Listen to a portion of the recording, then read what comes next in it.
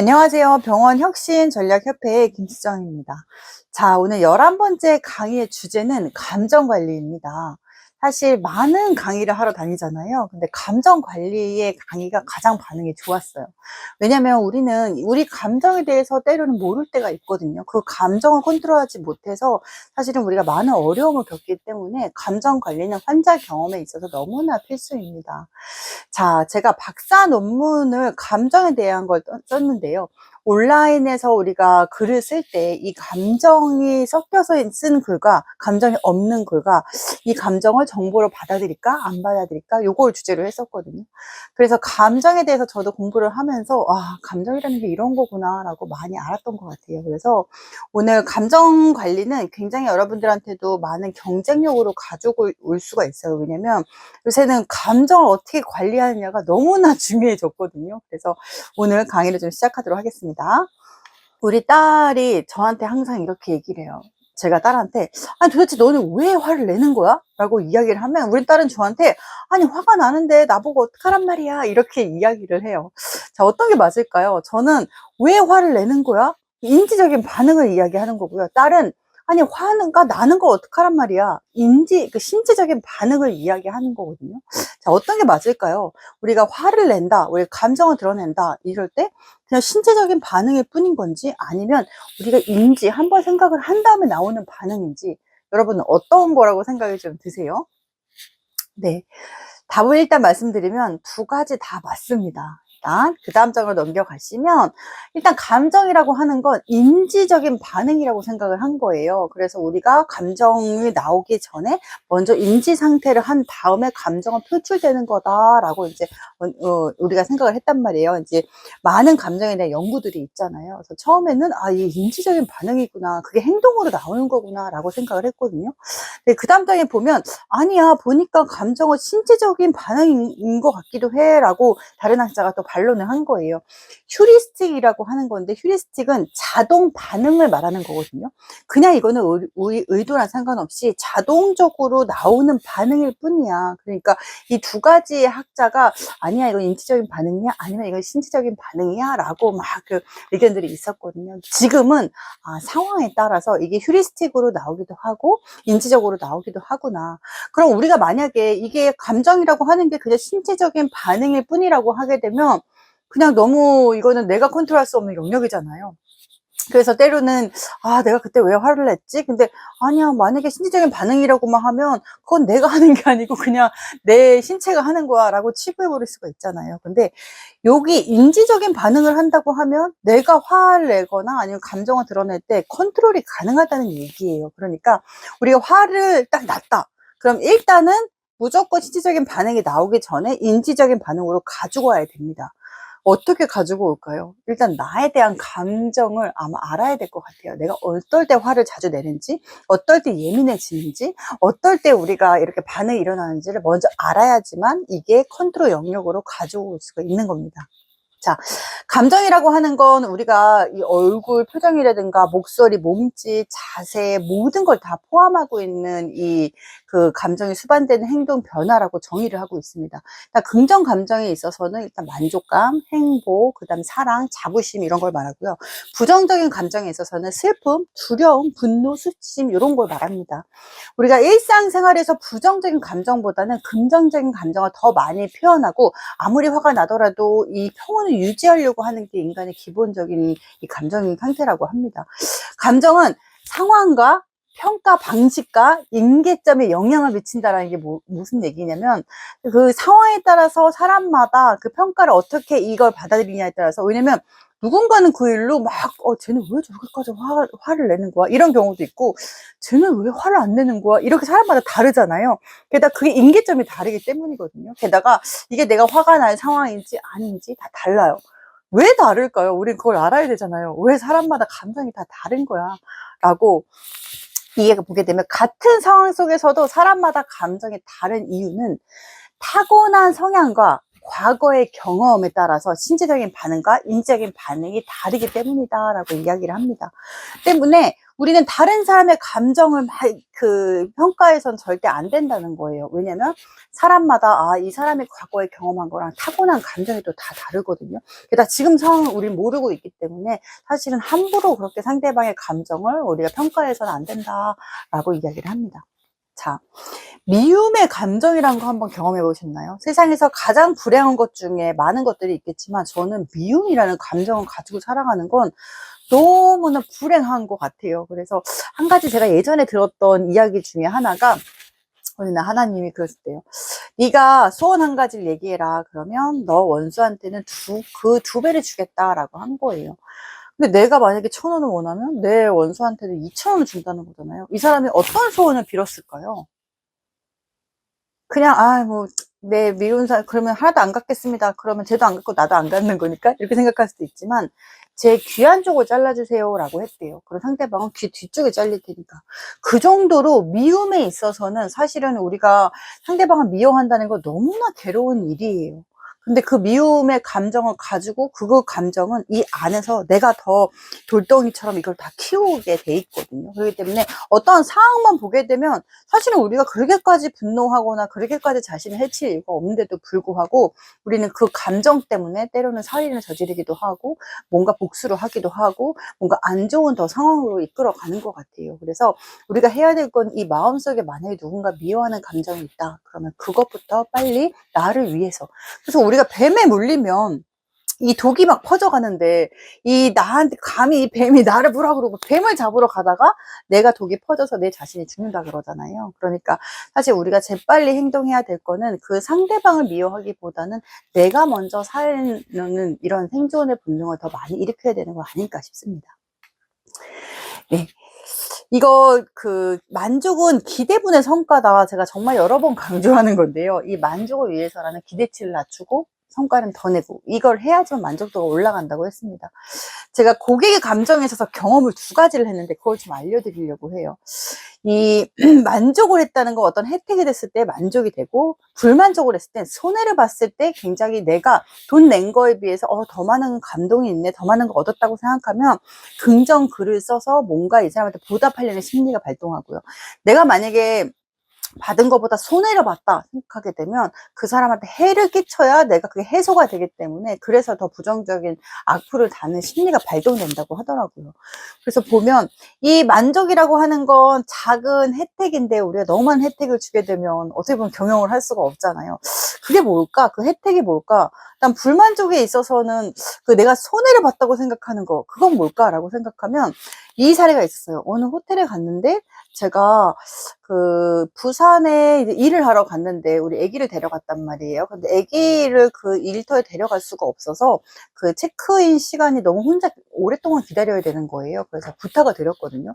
우리 아기가 혼자 있어야 되는데 혹시 체크인 시간을 조금 당겨줄 수는 없겠냐라고 부탁을 했어요. 그랬더니 거기서 원칙으로 따지면 저희 규정상은 3시부터 입실입니다 라고 해야 되는데 잠시만요 라고 한 다음에 그 위쪽에 상의를 하고 돌아와서 원래는 안 됩니다. 공정성과 형평성이 있기 때문에 안 되지만 예외 상황으로 상황이 이렇게 됐으니 이번만 그렇게 해드리겠습니다 라고 이야기를 하더라고요. 대신 다른 사람한테 알리지 않게 좀 조용히 이렇게 해서 같이 올라가자 라고 해주시더라고요. 저는 그래서 그 숙소에 정말 이게 바로 원칙, 우리는 항상 근데 병원에서 그런 일들이 정말 많거든요. 아니 병원에서 원칙을 정했는데 이 컴플레인이 하는 거에 대해서 직원들이 굉장히 억울해해요. 근데 이 유연성이라는 건 그래도 현장에서 원래는 안 되지만 요걸 요렇게 해드릴게요, 요런 유연성을 조금 주셔야 이게 충성 고객으로 전환이 되는 거예요.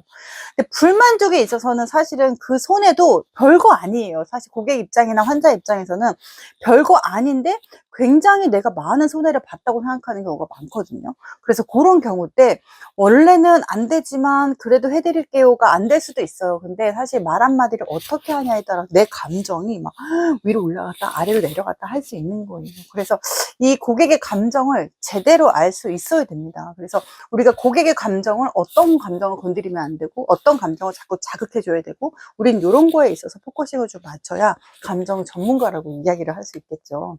보게 되면 나에게 어떤 감정이 먼저 나올까를 한번 보시면 사람마다 타고난 감정이 다 다르대요. 부담감, 경쟁심, 억울함, 열등감, 외로움, 사람마다 타고난 감정이 다 다르기 때문에 내가 유독 어떤 감정을 건드렸을 때 더 예민해지는 게 있을 거예요. 그거를 잘 찾으셔야 되거든요. 그래서 이 감정 관리에 있어서는 저는 주로 굉장히 억울함, 이게 항상 감정에 뭔가 화가 나는 경우에 보면 다 억울한 감정에 건드려졌을 때 화가 나더라고요. 근데 누군가는 다른 감정일 수도 있겠지만, 그래서 제가 나는 억울할 때 유독 그렇구나. 그래서 보게 되면 왜 억울함에 있어서 조금 더 내가 예민해지지 하고 어린 시절을 돌아가 보면 저는 가족이 많은 데서 자라왔거든요. 그러다 보니까 항상 뭔가 내가 하지 않았는데 내가 혼나야 되는 경우도 생기고 이런 억울한 것도 굉장히 많고요. 아니면 나는 열심히 노력했는데 다른 이유를 항상 되는 경우가 있어요. 너는 무슨 교수님이 예뻐해서, 선생님이 너무 예뻐해서, 아니면 너는 뭔가 제가 되게 뭔가 쉽게 얻어지는 걸로 보이나 봐요. 그렇게 오해하거나 왜곡될 때, 그럴 때 유독 못 참아 하거든요. 그래서 저는 다른 감정을 건드려질 때는 다 이겨낼 수가 있는데 이 억울한 감정이 이겨냈을 때, 특히 왜곡될 때,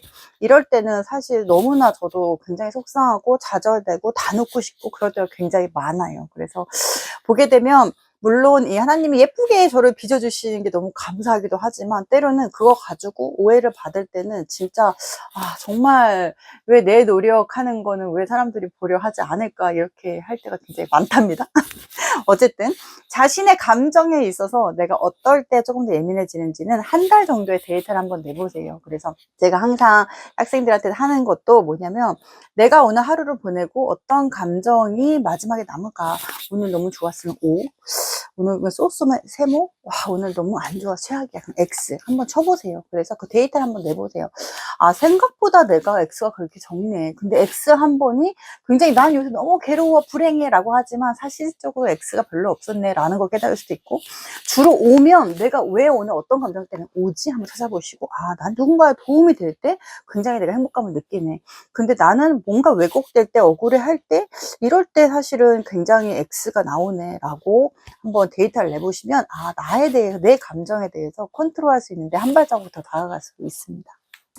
자, 그 다음 장을 넘기시면 쾌락하고 고통, 제가 이 책을 굉장히 재밌게 봤었거든요. 한번 시간이 되면 한번 그 도파미네이션이라는 책을 한번 읽어보시면 굉장히 재밌습니다. 사람은 이 쾌락과 고통이 균형을 갖추려고 굉장히 많이 한대요. 그래서 보게 되면 쾌락이 있으면 고통을 더 끌려고 하고, 고통이 있을 땐 더 쾌락을 자극하기도 하고, 그래서 우리가 너무 삶이 괴로울 때 자꾸 도파민을 자극하는 핸드폰을 본다거나, 아니면 뭐 맛있는 거 먹는다던가 매운 거 먹는다던가 이렇게 자꾸 하잖아요. 그게 너무 힘들 때 그게 이제 쾌락을 그 균형을 갖추기 위해서 쾌락을 하는 거고요. 우리가 너무 쾌락에만 빠진다고 또 우리 삶이 너무 행복할 것 같진 않아요. 무기력에 빠진다거나 이렇게 고통을 더 동반하게 돼 있거든요. 그러니까 우리 삶은 쾌락과 고통이 계속 균형을 갖추려고 노력을 해라고 하는 책을 쓰신 거예요. 그렇다면 우리는 이 쾌락과 고통 사이에서 어떻게 해야 될까라고 하는데, 여기서 굉장히 재밌는 이야기를 합니다. 회복은 절제로부터 시작된다라고 말을 하고 있고요. 근본적인 솔직함은 의식을 고취하고 친밀감을 높이고 마음감을 여유 있게 만든다라고 합니다. 우리가 예를 들어서 가장 행복한 순간을 보게 되면 너무나 원하는 막 고기 반찬만 먹는다고 과연 행복할까요? 너무 힘들게 하루를 보냈는데 그때 집에 가서 그 맥주 한 잔이 너무 행복하게 느껴지잖아요. 그러니까 우리는 너무나 고통 속에 고통을 지나고 그 다음에 느끼는 이 쾌락에 있어서 너무 행복감을 느껴요. 근데 계속 쾌락만 있다고 하면 그 쾌락은 쾌락으로 우리가 행복함을 가져오지 않는다는 거예요.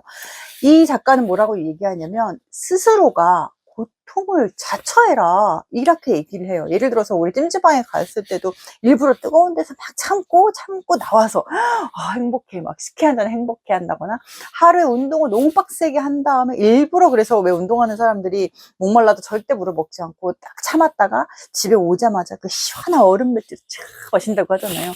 스스로가 그 고통을 찾아서 가라. 그러면 더 행복한 삶을 살 수 있다. 우리가 예기치 않게 그 예측 불가능하게 온 그 고통에 대해서는 너무 좌절하게 되는데요. 우리가 스스로 선택하는 고통에 있어서는 컨트롤이 가능하잖아요. 그러니까 여기서 얘기하는 건, 아, 우리는 쾌락과 이 고통을 균형을 갖추려고 하니까 이 쾌락은 고통을 스스로가 자처한 후에 맛보는 게 제일 행복하다. 이런 깨달음을 주는 책이었습니다.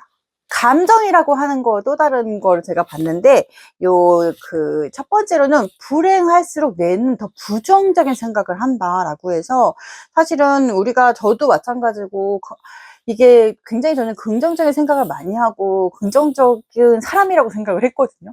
근데 제 언어를 하루 녹음해서 한번 들어보니까, 와, 생각보다 굉장히 부정적인 말을 많이 썼고, 생각보다 굉장히 부정적인 생각을 많이 했구나. 저는 특징이 인정하고 싶진 않지만 굉장히 어떤 어떤 사건에 있어서 막 한없이 내려가는 게 있어요. 안 좋은 일이 생기면 한없이 막 끝까지 내려가요. 왜 살지까지 내려가요. 근데 또 한 번 좋은 일이 있으면 또 끊임없이 올라가요. 너무 행복해. 너무 좋아. 근데 이게 너무 싫더라고요. 어느 순간에. 이 감정의 기복이 너무 넘나드니까 그게 너무 제가 피로감이 오는 거예요. 한편으로 또 생각한 게, 그렇게 하니까, 그러지 말자. 신날 때도, 워워워. 불행할 때도, 워워워. 이렇게 오히려 평온하게 있자라는 생각을 정말 많이 하는데, 또 한편으로 이런 생각도 들더라고요.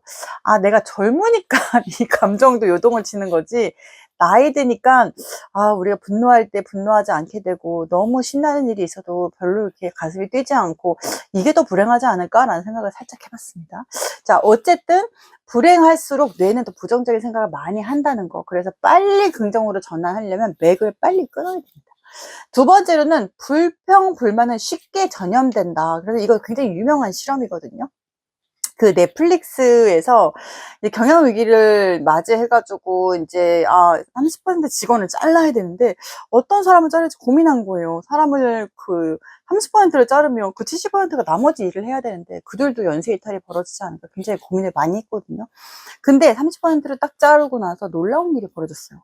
성과가 더 나기 시작하는 거예요. 그러니까 이거 뭐지? 그러니까 학자들이 달라붙었어요. 도대체 어떤 사람을 잘랐길래 이렇게 성과가 30%를 잘랐는데도 더 나는 매출이 올라가고 더 성과가 나는 겁니까? 라고 했더니, 그 30%를 누구를 잘랐냐면 불평불만이 있는 사람을 잘라낸 거예요. 그래서 실험을 했죠. 이 그룹에 불평불만이 있는 사람을 하나씩 넣어본 거예요. 그래서 그 불평불만을 가진 사람을 넣은 그룹과 안 넣은 그룹의 성과 차이가 얼마나 날까 했더니 어마어마하게 성과 차이가 나는 거예요. 그래서 느꼈죠. 불평불만은 정말 이 긍정보다 전염 속도가 굉장히 많구나. 그러니까 조직에서 썩은 사과를 골라내야 된다는 너무나 중요한 이야기로 이제 많이 알려지고 있죠. 세 번째로는 글로 적어라. 이거 정말 제가 많이 하는 건데요. 뭔가 내 감정은 내 스스로도 정의 내릴 수 없이 그냥 기분이 나쁘고 그냥 죽고 싶고 그냥 다 때려치고 싶고의 감정을 굉장히 많이 하거든요. 그럴 때 이제 내가 타인한테 얘기했더니 타인한테도 안 좋은 감정을 주는 거더라고요. 해소가 안 되더라고요. 그러면 저는 스스로 항상 적어봅니다. 내가 지금 이 화가 나는 거에 대한 신체적인 반응은 어떤 게 일어나는 거고, 내가 이 점이 왜 화가 날까? 그럼 나는 화가 나지 않으려면 어떤 상황이 돼 있었어야 될까? 이 상황은 정말 저 사람이 나를 무시한 걸까? 아니면 내가 무시를 받았다고 내 스스로가 이걸 속에서 그거를 자라나는 걸까? 이런 거를 글로 객관화 해보게 되면 생각보다 그런 이 부정적이라든가 그 감정에 대해서 생각보다 내가 이 돌덩이로 생각하는 건 어떻게 보면 모래알일 수도 있구나라는 걸 아마 깨닫게 되실 거예요. 불통을 소통으로 바꾸는 감정 표현 설명서에서 감정 손님처럼 모셔라 라고 이야기를 합니다. 이게 뭐냐면, 손님은 그냥 머물렀다 가는 사람이잖아요. 감정도 그냥 손님이라고 생각하면 돼요. 주인이라고 생각하면 내가 화를 내면 또 자책하게 되거든요. 내가 이런 걸 또 화를 냈네. 난 왜 이거밖에 안 되는 거지? 이거면 내 감정은 주인 취급하는 거예요. 근데 그냥 손님이라고 생각하면, 때로는 그 손님이 오래 머무를 수도 있고, 때로는 그 손님이 잠깐 갈 수도 있거든요. 그러면, 지금 이 손님은 조금 이 감정을 오래 머무네. 이 손님은 생각보다 빨리 갔네. 이렇게 그냥 손님처럼만 모시면 된다고 합니다. 근데 우리는 너무나 사실은 뭔가 나한테 좋은 것만 더 할 때 부정 감정을 넣으면 안 돼. 라고 하는데, 그 감정이라고 하는 건 내가 컨트롤할 수 없는 영역이에요. 근데 감정을 느끼는 거는 컨트롤할 수 없는 영역이고, 하지만 그 감정을 느끼고 행동으로 옮기는 건 내 선택입니다. 그렇기 때문에 감정을 느끼는 것까지 거부하거나 막 컨트롤하려고 하시기보다는, 아, 나는 이것 때문에 지금 화가 나는구나. 나는 이것 때문에 지금 분노하는구나. 그럴 때 내가 어떻게 행동해야 될까는 진짜 전지적 관점자 시점으로 한번 객관적으로 바라보시는 게 더 현명한 결과를 가져온다고 합니다. 제가 모셨던 제 그 상사 중에 한 분이 이런 얘기를 저한테 했거든요. 이 세상은 감정을 드러내면 잡아먹히게 돼 있어. 네가 아무리 잘했어도 네가 먼저 화를 내면 나중에 네가 사과할 일이 생겨라고. 제가 그 말이 정말 기억에 남았거든요. 그래서 아, 감정이라고 하는 건 항상 어떤 사람은 아, 그때 나는 왜 화를 내지 못했을까 이런 사람도 있고, 아, 그때 나는 왜 화를 냈을까 이런 사람이 있잖아요. 때로는 화를 안 내는 것만 정답은 아닌 것 같아요. 화를 내야 될 때는 화를 내는 것도 방법이긴 한데, 내가 컨트롤하는 한에서 이때 상황은 내가 생각을 해봤는데 화를 내야 되는 게 맞다 하면 화를 내는 게 맞아요. 근데 무조건 화를 내면 안 돼, 이거는 아닙니다. 그건 진짜 호구로 살아가라는 거랑 똑같거든요. 자, 한 장 더 넘기시면 관계는 감정이다라고 합니다. 그래서 감정적으로 행동하지 않은 네 가지의 마음챙김 훈련 중에, 첫 번째로는 내 마음에 머무는 감정을 알아차려야 됩니다. 아, 나 지금 뭐 때문에, 아까 얘기했듯이 뭐 때문에 지금 내가 이 감정이 들고 내가 분노를 하는구나. 두 번째로는 감정의 마음의 일부분을 표현해서 자신을 분리하는 거야. 나는 지금 이 화가 나지만 이 화가 나는 걸 내 전체로 내가 스며들게 하진 않을 거야. 이건 잠시 그냥 이거는 이쪽에 가만히 좀 기다리고 있어봐. 내가 이걸 해결한 다음에 다시 와서 너를 좀 대화를 해볼게 라고 하는 거예요. 내 마음의 주체의식을 느끼는 거죠. 내가 컨트롤할 수 있는 영역이에요. 얘가 와서 여기를 휘집지 않게 해야 돼요. 주인이 아닌데 감히 손님이 왔는데 그냥 이 손님처럼 머물면 되면 될 것을 막 주인처럼 막 가구를 옮기고 막 내 머릿속을 온통 막 물들게 하는 건 말이 안 되죠. 그다음에 알아차린 문장을 사용해서 연민을 느끼라고 하는 건 뭐냐면, 자책하지 말고, 아, 그래, 너가 지금 이런 상황 때문에 네가 무시받았다고 생각을 하니까 화가 나는 거고, 참 많이 애쓰고 있다, 이런 감정을 느낄 수 있다, 이렇게 참 그것도 쉽지 않다, 이렇게 연민의 감정으로 스스로도 토닥여 주라고 합니다. 나의 행동은 적절했을까? 행동 점검 5단계가 있습니다. 일단 사건을 아는 거, 그 다음에 나의 감정을 아는 거, 자동적인 반응을 아는 거, 내가 그때 했던 말과 행동을 다시 한번 보고, 그 다음 점검하는 거죠. 그 행동에 있어서 나의 감정이 상대에게 어떻게 전달이 됐을까? 그 다음에는 이 행동으로 갈등이 잘 해결됐나? 만약에 내가 화를 내서 잘 해결됐으면 그럼 화를 내면 돼요. 그럴 리가 없죠. 때로는 그 화가 먹힐 때도 있지만 안 먹힐 때도 있고 더 손해를 볼 때가 있을 거예요, 분명히. 그러면 피드백을 잘 하셔야 됩니다. 아, 이런 순간에 내가 화를 냈더니 그래도 이런 게 잘 되네. 그러니까, 아니면 이럴 때는 화를 냈더니 내가 이렇게 더 상황이 악화되네. 이런 것들을 해서 계속 찾아가고 성장하는 거를 계속 해야 됩니다. 한순간에 내가 무조건 참아야지, 이건 한계가 있습니다. 나는 참는다고 하지만 신체적인 반응이 계속 일어나거든요. 공황장애라든가 우울증이라든가, 이거는 내가 너무 참게 되면 벌어지는 현상입니다. 자, 한 장 더 넘기시면 타인의 고통에 대해서, 타인의 고통을 이해하게 되면 미움이 아닌 연민의 감정을 느끼게 되고, 우리는 모두가 저마다 힘든 싸움을 하고 있다는 걸 반드시 알아야 됩니다. 저도 굉장히 병원 생활을 오래 했었는데, 처음 아르바이트 했던 곳이 의원이었거든요. 그 의원에서 일을 하는데, 저랑 같은 동갑인 친구가 있었어요. 근데 그 친구가 정말 일을 너무 안 하는 거예요. 너무 얄미운 거예요. 그래서 저는 항상 생각했죠. 뭐 회식을 가자 그래도 자기는 안 가고, 자기 딱 할 역할만 하고 절대 더 하려고 하지 않고. 근데 그 친구가 어느 순간 너무 얄밉고 너무 미운 거예요. 그래서 그때부터 밉다 하니까 더 미운 것만 보이는 거예요. 근데 이 친구가 어느 날 일을 하다가 쓰러졌어요. 그리고서는 그때 그 친구의 사정을 알게 된 거예요.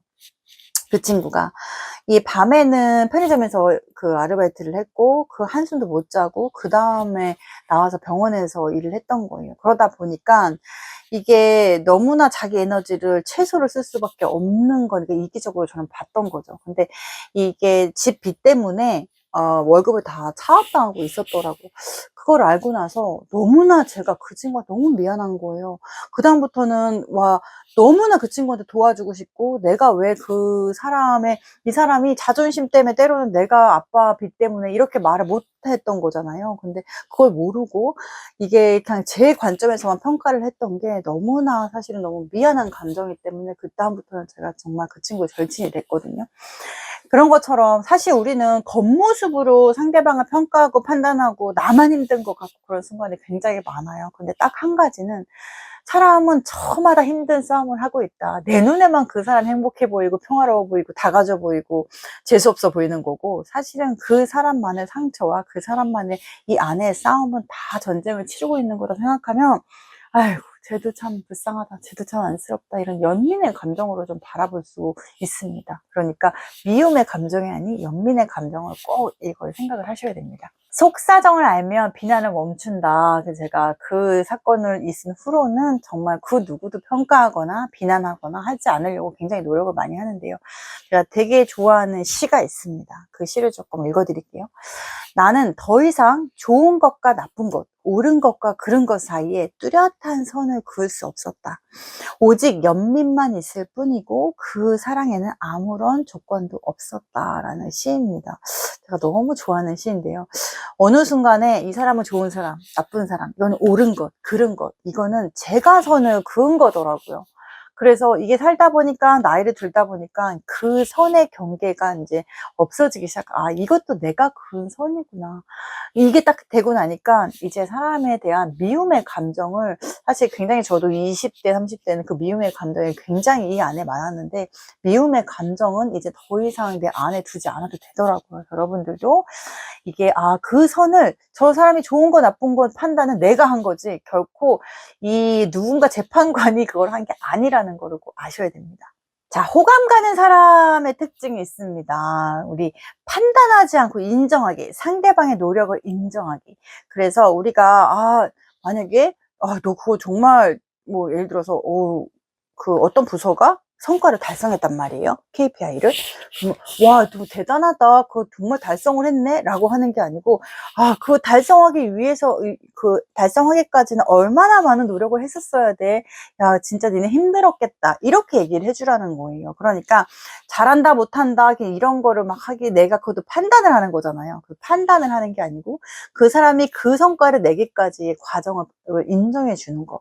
그 사람이 가지고 있는 거를, 노력 안 한 거를 막 칭찬하는 거는 의미가 없어요. 근데 야, 너 진짜 예쁘다 하는 것보다 너 자기 관리 정말 잘한다. 좀 어떠세요? 느낌이 다르겠죠. 그래서 과정을 인정해 주라고 합니다. 그러면 호감 가는 사람으로 될 수 있다고 합니다.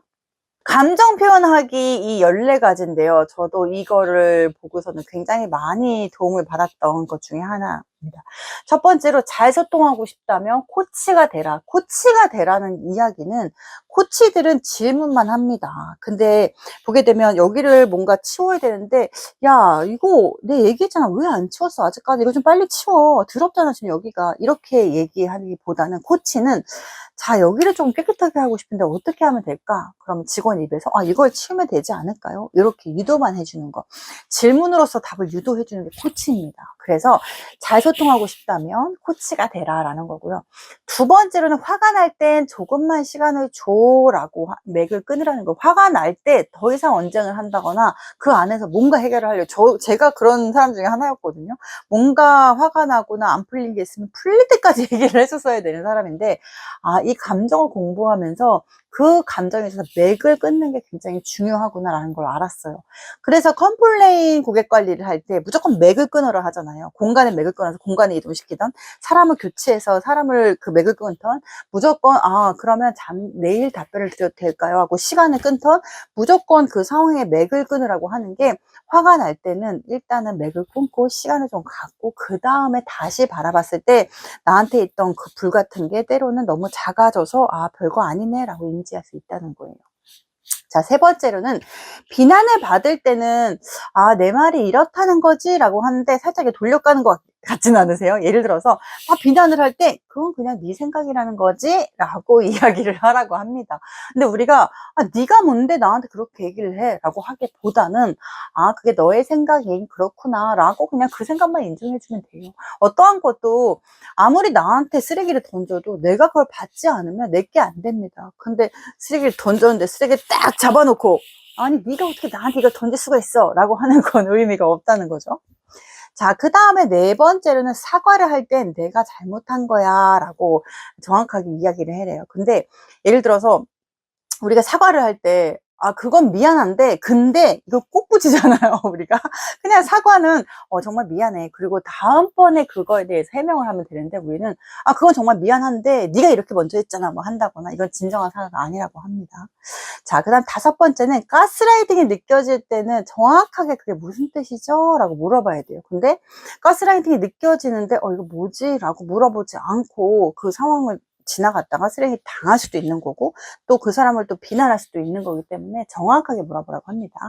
여섯 번째는 공감을 해줄 때 그랬겠네 이런 마음이겠네 공감을 해준다는 건 그냥 네가 정말 속상했겠네 라면 하면 되는데 공감을 해주겠다고 막 가지 뒷담말을 한다거나 아니면 그 상황을 더 불을 지른다거나 이건 의미가 없습니다. 그래서 정말 속상했겠네 이렇게 마음만 알아주는 게 공감입니다.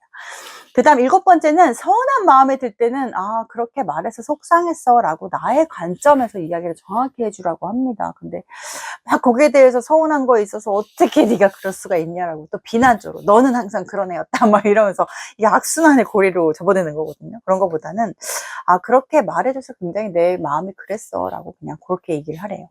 여덟 번째는 대화가 단절될 때는 어떻게 말해주면 좋겠어 라고 오히려 상대방의 이 욕구를 제대로 건드려 주라고 합니다.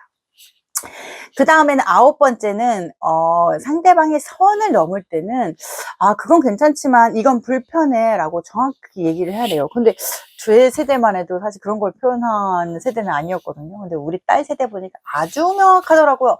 엄마 불편하니까 날 보지 마. 막 이렇게 한다거나 나는 이런 게 불편하니까 밥 먹을 땐 들어오지 마. 뭐 한다거나 굉장히 자기 표현을 정말 명확하게 하더라고요. 그때 아니 이런 싸가지 없는 말 맨 처음에 이랬는데 오히려 그렇게 딱 하니까 명확해지더라고요. 이건 싫어하는구나. 이거 불편해 하는구나. 이렇게. 그래서 오히려 근데 말을 선을 넘고 있는데 한 번만 더 넘어라 이제 폭발한다. 이렇게 하는 것보다는 선을 넘었다고 느껴질 때 정확하게 그때 이렇게 하는 건 좀 불편해 라고 이야기를 하래요. 그것도 근데 훈련이 필요한 것 같더라고요. 익숙해지지 않으니까 저도 사실 쉽진 않거든요.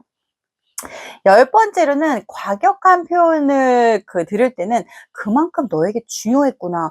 너 왜 그거 가지고 그렇게 과하게 화를 내는 거야? 이렇게 이야기를 하는 게 아니고, 너한테 그 문제가 그렇게 중요했구나. 그래서 그게 남들보다 더 과하게 화를 내는구나. 라고 이야기를 하면 됩니다. 자, 그 다음에는 11번째는 불만을 들을 땐 어떨 때 그렇게 느껴졌어? 라고 구체적으로 물어봐야 돼요. 특히 고객들한테. 사실 그 고객들이 막 화를 낼 때가 있어요. 그러면 이렇게 한번 질문해 보세요. 그런데 고객님, 그런데 환자분 어떤 지점에서 가장 화가 나셨어요? 라고 물어보세요. 그러면 막상 그런데 내가 지금 뭐 때문에 이렇게까지 화를 내고 있지? 이럴 때가 있어요. 그게 이 사람의 태도 때문인지 아니면 이 사람이 안 해줘서 그런 건지. 근데 안 해주는 거 이 사람 때문이 아니잖아요. 그걸 정확하게 캐치할 수 있어야 된다고 하거든요. 그러니까 뭔가 컴플레인을 듣거나 이럴 때는 정확하게 어떨 때 그렇게 느껴지셨나요? 어떤 점에서 가장 화가 나셨나요? 라고 반문하라고 합니다.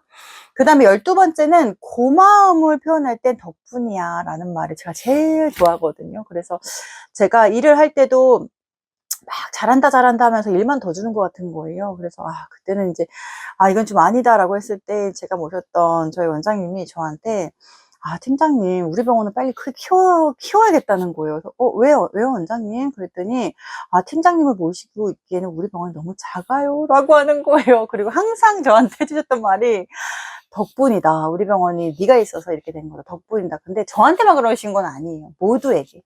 근데 그게 참 덕분이라는 말이 정말 절대 충성하게 되더라고요. 그래 내 덕분에 이렇게 그래도 잘 되고 있는 거구나. 그러니까 내가 더 열심히 해야겠구나. 이런 사명감이 좀 생기더라고요. 그래서 다른 거보다 덕분이야. 너가 있어서 너 덕분에 이런 얘기를 좀 많이 해주시면 좋을 것 같습니다. 저는 근데 때문에를 더 많이 했어요. 너 때문에. 근데 반대로 이제 고치려고 해요. 너 덕분에. 덕분에 이런 얘기를 많이 하려고 훈련을 좀 하고 있습니다. 자, 13번째는 바라는 게 있을 땐 이렇게 말해주면 좋겠어 라고 정확하게 그냥 표현을 하래요. 근데 원하는 게 있는데 차마 내가 그거 말 못하고 돌려 얘기하다 보면 더 사실은 소통이 안 되는 경우 겪게 되거든요. 자, 마지막으로는 중요한 이야기를 나눌 때는 요약해 줄래요? 라고 하래요. 제가 커뮤니케이션이나 사실 CS 강사는 아닌데도 CS 병원 쪽에서는 CS 강의해달라는 요청이 진짜 많거든요. 근데 그 CS의 기본은 딱 이거예요. 말하는 사람이 잘못됐을까요? 듣는 사람이 잘못됐을까요? 한번 여러분 생각해 보세요. 말하는 사람도 듣는 사람도 둘 다 잘못이 아니에요 라고 하기엔, 그럼 누군가 얘기를 하죠. 야, 너 몇 번 말해. 그러면 이제 그 직원은 아, 죄송합니다 라고 하면서 뒤로, 아니 개떡같이 얘기해놓고 내가 어떻게 알아들으라는 얘기야. 그럼 누구 잘못일까요? 그거는 이게 중요한 얘기였으면 상사는 그 요약해서 한번 얘기해 줄래? 라고 했었어야 되는 거고, 이게 만약에 내가 중요하다고 이해를 못했으면 상사한테 아, 제가 지금 이야기하셨던 거 다시 요약해서 말해볼게, 한 번만 확인해 주실래요? 라고 했었어야 돼요. 그러니까 중요한 이야기를 나눌 땐 서로에게 책임이 있습니다. 요약해 줄래요? 라는 걸 꼭 하셔야 됩니다. 확인을 해야 되는데 그냥 말해놓고 말했잖아 라고 하는 거 정말 무책임하는 거고요. 들었는데 네가 얘기를 잘못했잖아 라고 하는 것도 사실은 너무 무책임한 겁니다. 그렇기 때문에 요약해 줄래요? 라는 걸로 반드시 확인을 하셔라 라는 겁니다.